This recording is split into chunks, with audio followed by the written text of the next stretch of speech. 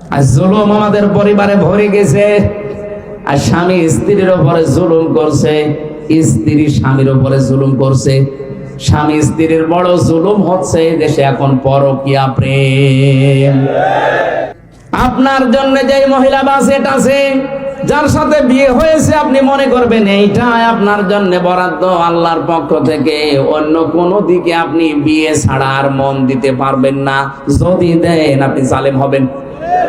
যে মহিলা বিয়ে হয়েছে আপনার স্বামীর সাথে, মনে করবেন এইটাই মরণ পর্যন্ত আপনার। হ্যাঁ, স্বামীর ইনকামে আপনাকে আবার সন্তুষ্ট থাকা লাগবে।